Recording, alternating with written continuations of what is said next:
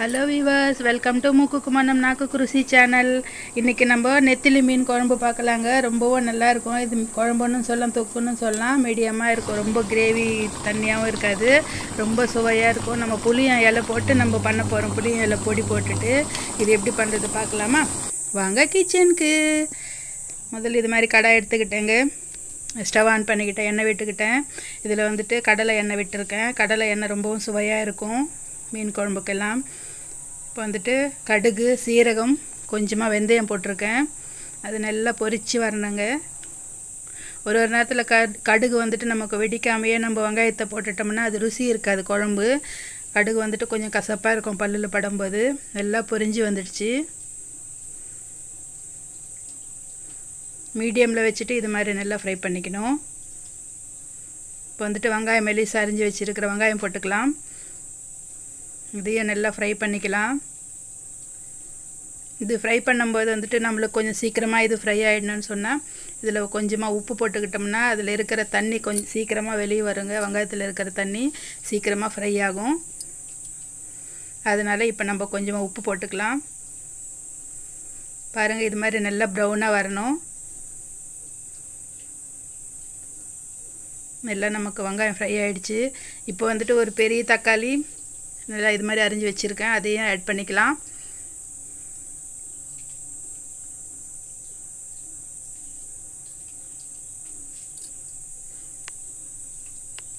இதையும் நல்லா ஃப்ரை பண்ணிக்கணும்.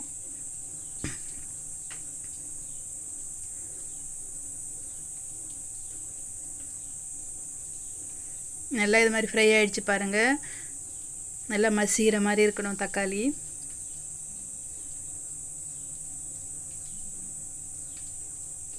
இதில் வந்துட்டு இப்போ நம்ம இஞ்சி பூண்டு பேஸ்ட் போட்டுக்கலாம். இதையும் நல்லா வதக்கிக்கலாம்.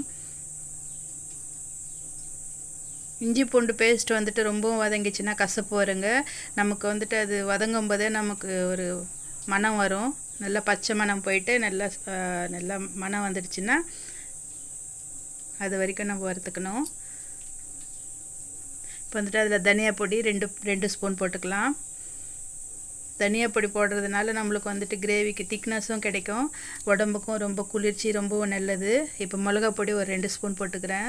உங்களுக்கு வந்துட்டு மிளகா பொடி அதிகம் தெரிஞ்சதுன்னா உங்கள் சுவைக்கு ஏற்ற மாதிரி போட்டுக்கலாம். எங்கள் வீட்டில் காரம் கொஞ்சம் நல்லாவே சாப்பிடுவோம். மஞ்சள் பொடி ஒரு 1/4 ஸ்பூன் போட்டுக்கலாம். இதில் வந்துட்டு புளியும் இலை பொடி போட போகிறோம். அதுவும் புளிப்பாக இருக்கும். வந்துட்டு இது தீஞ்சு போயிடும் இல்லையா, அதனால் கொஞ்சம் தண்ணி விட்டுக்கிட்டு நல்லா இது மாதிரி அந்த எண்ணெய் எல்லாம் மேலே வர வரைக்கும் நல்லா ஃப்ரை பண்ணிக்கலாம் மசாலா ஐட்டம்ஸை.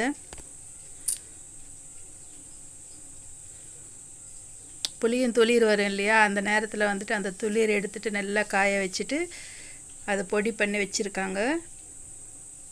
அந்த பொடியை இப்போ போட்டுக்கலாம். இது மாதிரி எண்ணெய் நல்லா பிரிஞ்சு வரணும். நமக்கு எண்ணெய் பிரிஞ்சு வர வரைக்கும் இது மாதிரி ஃப்ரை பண்ணிக்கிட்டோம். இப்போ வந்துட்டு புளிய இலை பொடி போட்டுக்கிறேன். இது புளிய இலை பொடி கிடைக்கலன்னா நம்ம மாங்காய் காய வச்சுட்டு பொடி பண்ணி வச்சுருப்பாங்க, ஆம்ச்சூருன்னு சொல்லிட்டு, அதையும் யூஸ் பண்ணிக்கலாம். இந்த புளிய இலை வந்துட்டு ரொம்பவும் டேஸ்ட்டாக இருக்கும் இது மாதிரி பண்ணிக்கிட்டோம்னா. இப்போ வந்துட்டு நமக்கு எவ்வளோ தண்ணி வேணுமோ அவ்வளோ தண்ணி விட்டுக்கலாம். இதை நல்லா ஒரு கொதி வர வரைக்கும் நல்லா வெயிட் பண்ணலாம்.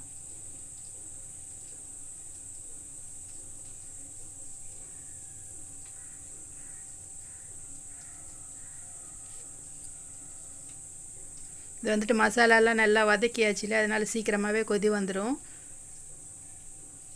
இப்போ வந்துட்டு நெத்திலி மீன் இது மாதிரி நல்லா வாஷ் பண்ணி வச்சுருக்காங்க. தலை வாலெல்லாம் கட் பண்ணிவிட்டு அதெல்லாம் உள்ளெல்லாம் ரொம்ப க்ளீன் பண்ணி நல்லா நீட்டாக வச்சுருக்கேன். அது வந்துட்டு இது மாதிரி கையில் எடுத்து போட்டுக்கலாம், கையை இல்லை கரண்டியை வச்சு. ஏன்னா அதில் அடியில் கொஞ்சம் தண்ணி இருக்கும். தெரியாமல் அந்த தண்ணி அந்த கிண்ணத்தோடு அப்படியே விட்டுட்டோம்னா அந்த தண்ணி குழம்புல போயிடும். அந்த தண்ணி போகாமல் இருக்கணும்னா இது மாதிரி கையில் எடுத்து நல்லா இது மாதிரி போட்டுக்கலாம். பிழிஞ்ச மாதிரி செஞ்சுட்டு போட்டுக்கலாம். அது பிடிக்கலன்னா கரண்டியும் யூஸ் பண்ணிக்கலாம். பாருங்கள், தண்ணி இருக்குது. இந்த தண்ணி வந்துட்டு நம்ம குழம்புல விட்டுக்கூடாது, வாசனை வரும். மீன் வந்துட்டு இப்போ போட்ட உடனே நம்ம வந்துட்டு கரண்டியில் இது மாதிரி பண்ணிக்கலாம். அப்புறமா போட்டுட்டு கொஞ்ச நேரம் வெந்து வந்துடுச்சுன்னா இது மாதிரி கரண்டி விட்டு கிளறக்கூடாது, மீன் உடஞ்சிரும். எல்லா மீனும் நல்லா குழம்பு உள்ளே போகிற மாதிரி பண்ணிவிட்டு நல்லா இது மாதிரி கொதிக்க வச்சுக்கலாம். நான் ஒரு 5 நிமிஷம் இது மாதிரி கொதிக்க வச்சுருக்கேன். இது மேலே மூடி போட்டுட்டு நம்ம கொதிக்க வைக்கக்கூடாது மீன் குழம்பு. அதில் இருக்கிற ஆவி வந்துட்டு அதில் விழுந்துடும். அந்த தண்ணி விழுந்ததுன்னா குழம்பு சுவை போகும். அதனால் மூடி போடாமல் இது மாதிரி வேக வச்சுக்கலாம். இப்போது கடைசியாக மிளகு பொடி ஒரு 1/2 ஸ்பூன் மிளகு பொடி போட்டுக்கிட்டாங்க. அது போட்டு நம்ம கடாயை வந்துட்டு இது மாதிரி தான் பண்ணணும். கரண்டி வச்சு வந்துட்டு கலரக்கூடாது.